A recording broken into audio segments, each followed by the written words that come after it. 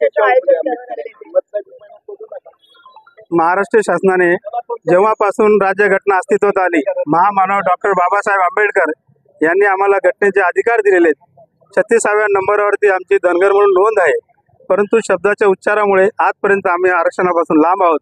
तर आमची मायबाप या शासनाला विनंती आहे की त्वरित आपण हा तिढा सोडवावा आणि आम्हाला एसटीचं प्रमाणपत्र मिळावं.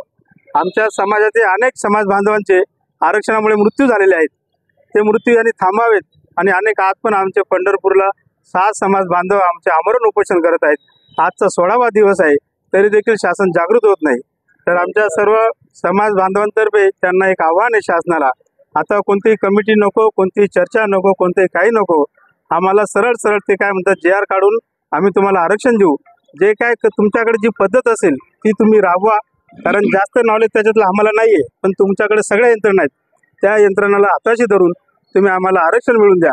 हे बघा, माझ्या आजोबाला, माझ्या पंजोबाला आरक्षण मिळालं नाही, माझ्या आजोबाला मिळालं नाही, माझ्या वडिलांना मिळालं नाही, मला पण मिळालं नाही. आता माझ्या नातूंना, माझ्या मुलांना पण नाही मिळालं. माझ्या नातूंना तरी मिळेल का नाही ही शाश्वती आम्हाला नाही. तरी आमच्या शंका सगळ्या शासनाने दूर कराव्या आणि त्वरित एसटीचं आरक्षण आम्हाला मिळून द्यावं.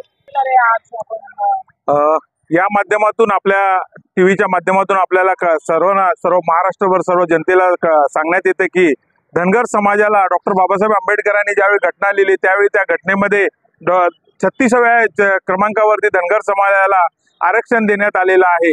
परंतु धनगर समाज हा शेळ्या मेंढ्या पाळणारा, जंगलात राहणारा, शिक्षणापासून वंचित असलेला समाज असल्यामुळे त्यांना हे ज्ञान नव्हतं. आणि जे का शिकलेले लोक होते, जे जाणते लोक होते, जे का लीडर होते, ह्या अशा लीडर लोकांनी धनगराचं धनगड करून टाकलं आणि धनगरांना आज 75 वर्षापासून जे का त्यांचे मूलभूत हक्क आहे, जे का त्यांचा आरक्षणाचा हक्क आहे, त्याच्यापासून लांब ठेवलं.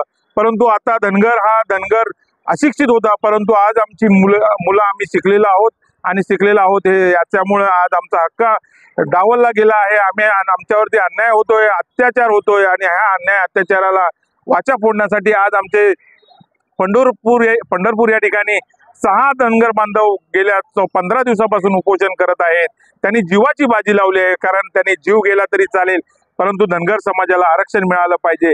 यासाठी पंढरपूर आणि लातूर या ठिकाणी उपोषण चालू आहे आणि त्यांना पाठिंबा देण्यासाठी, महाराष्ट्र शासनाचं लक्ष वेधण्यासाठी आज हा कल्याणमधून मोठ्या संख्येने धनगर समाज या ठिकाणी उपस्थित राहिलेला आहे. आणि त्यासाठी ज्या लोकांनी आमच्यावरती अन्याय केला, अत्याचार केला, त्यांचा निषेध करण्यासाठी आणि आमचा हक्क मिळवण्यासाठी आज या ठिकाणी आम्ही मोठ्या संख्येने उपस्थित आहोत. आणि जोपर्यंत आम्हाला आमचं आरक्षण मिळत नाही, हक्काचं आरक्षण मिळत नाही, तोपर्यंत हा धनगर समाज कंटिन्यू सदैव लढत राहील आणि स्वतःचा अधिकार मिळवल्याशिवाय शांत बसणार नाही.